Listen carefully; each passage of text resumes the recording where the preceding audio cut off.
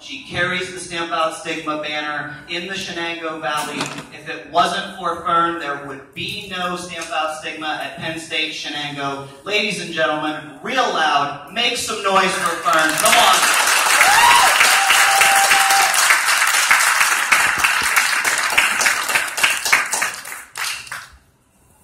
My name is Jack Luchetti. I graduated from this campus in the fall of 2014 with my bachelor's in the Human Development and Family Studies program. Before I get started today, I have a couple people besides Fern that I would like to acknowledge. I'd like to acknowledge Mr. Alex Morosi. Alex was a student speaker during the first Stamp Out Stigma here at Penn State, Shanangoe. He graduated in HDFS also. He's gone on to get his master's in social work from Youngstown State University. And he's here today. I'm happy he's here to tie the whole thing together. So Alex, you want to raise your hand or wave or something so people know who you are?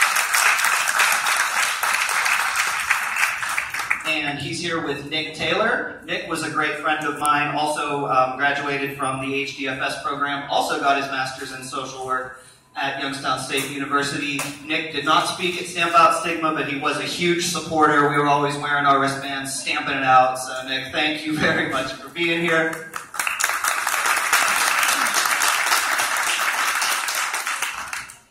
These gentlemen are from the Serenity Center. As Fern said, if you need services in Ohio, go talk to these gentlemen. If you're looking for mental health and addiction services in Mercer County, go talk to Fern. Both of these agencies have information about their services on their tables. I also want to acknowledge Tony Paglia real fast. Tony, the personal counselor here at Penn State Shenango.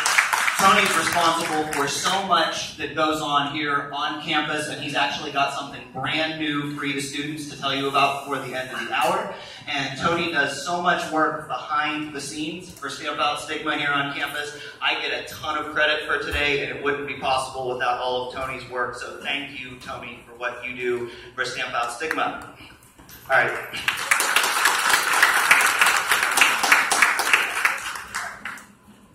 Alright, so let's get started. I can't believe that it has been 4 years since the first time I stood on this stage and spoke about Stamp Out Stigma.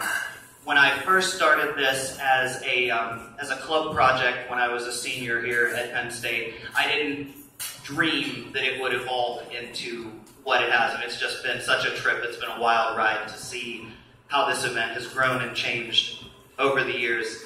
We have heard some really emotional, deep, real stories on this stage.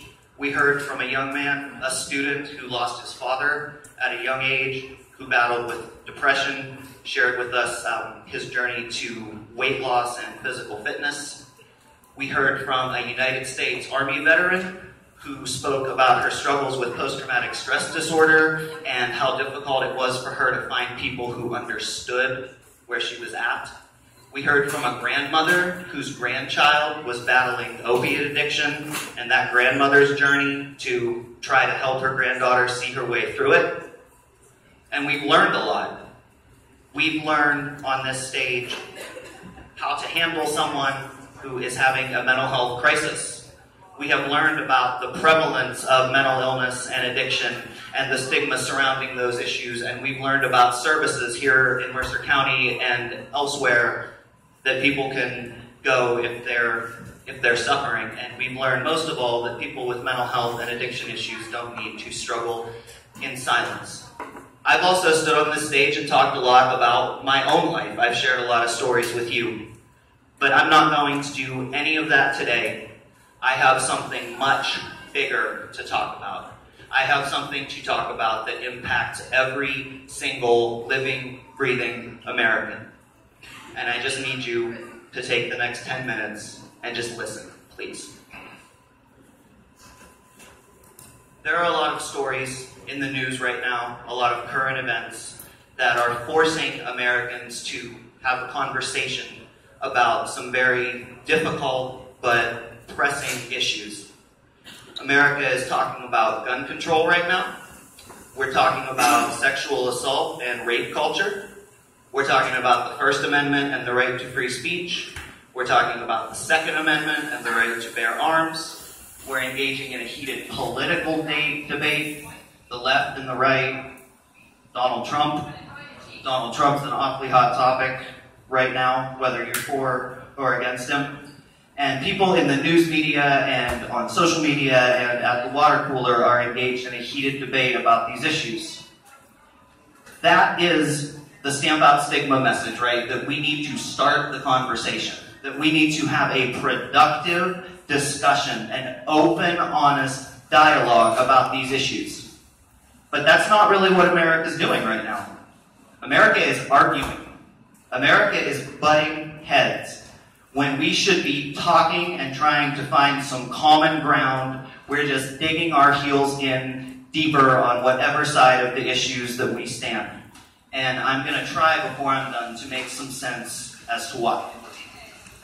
There's more tragedy and sadness in the news. We've seen 3 hurricanes since the start of the summer cause loss of life and property in America. We recently saw the deadliest mass shooting in United States history in Las Vegas, Nevada, where 59 people lost their lives. And in the aftermath of these events, people are politicizing them and using them to further their own agendas. But in the heat of the moment, we see something different, don't we? We see people rushing to help each other. We see heroism. In that moment, when things are going down, our basic instincts kick in.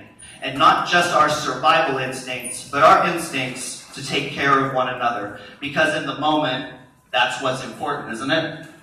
Okay, picture this. Take a journey with me. You're in a house. That house is on fire. You're on the 3rd floor and you cannot get out. Suddenly, a firefighter comes bursting through the door to rescue you, and you say, hey, hold up. Before we go anywhere, I need to know who you voted for. Do we do that? No. That is not what's important. Sometimes we need help from others. And that is what Stamp Out Stigma is about, right? If you are hurting, if you are suffering, there are people out there you can reach out to who want to help you. Those people might be professionals, counselors, educators, family, friends. They want to help you. It is in our nature. It is human nature to help one another. We are born helpers. And I can prove it. I need y'all to take another trip with me, okay? Let's talk about, just follow me. Let's talk about tribes for a moment. Let's talk about indigenous, uncivilized tribes that we see in images from National Geographic and wherever. Let's think about what people who live free from the influences of politics and media and currency, think about how they live. They do a lot of the same things we do, right? They live in communities. They take care of their children, of their sick, of their elderly. They hunt. They gather food together. They create art. They do a lot of the things that we do, free from all the influences of the civilized world, whatever that word means. They do the same things that we do. They help each other, but they also protect each other, and they protect their tribes, and they protect their way of life. That is also part of their instinct. So keep that in the back of our mind, in the back of your mind, and I'll get back to that. We have tribes in America too, don't we? We just have different names for our tribes. We call them Republican, Democrat, Conservative, Liberal, Gay, Straight, Black, White. You get the idea. And when someone challenges our ideologies, the core beliefs that our tribe holds, when someone says something that goes against our worldview, those same survival instincts kick in.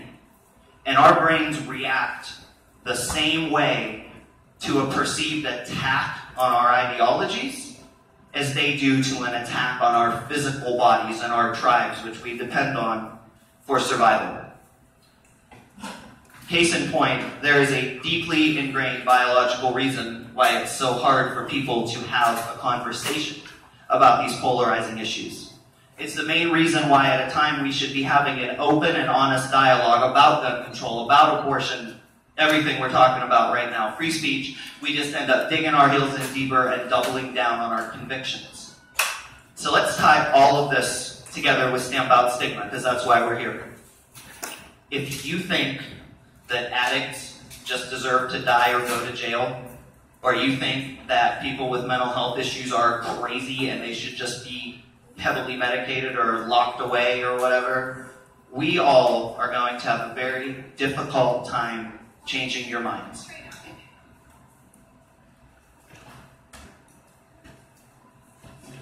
So what can be done about this? I just ask each and every one of you to recognize why it is that when someone says something that goes against one of your deeply held core beliefs, that you are mindful of why